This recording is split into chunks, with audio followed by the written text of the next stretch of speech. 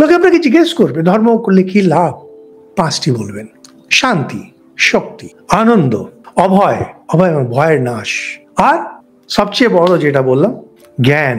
রাজযোগ যে আছে সেখানে যদি আপনারা শুনে থাকেন বাংলায়, শেষের দিকে দেখবেন শেষ নম্বর যে আলোচনা সেখানে ধর্ম মেঘ সমাধি বলছেন, বা আগে বলছেন ঋতম্ভরা তত্র প্রজ্ঞা।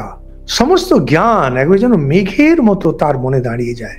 এই ঝমঝম ঝমঝম করে বৃষ্টি, যেমন ঝমঝম করে বৃষ্টি পড়ে মেঘ থেকে, এনাদের জ্ঞান সেভাবে ঝমঝম ঝমঝম করে পড়ে। সত্যিকারের ধর্ম জীবনে আপনি প্রতিষ্ঠিত কিনা এই পাঁচটি থেকে বোঝা যাবে। কোনো একটি না, দুটি না, এই পাঁচটাই থাকবে।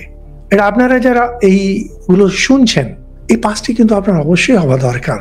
পাঁচটি যদি হচ্ছে না তাহলে বুঝতে হবে যে আপনার কোথাও একটা ধর্মজীবন বুঝতে ভুল হচ্ছে বা পালন করতে কোথাও একটা ভুল হচ্ছে। এই জন্যে ধর্ম দরকার, এই জন্য গীতা দরকার।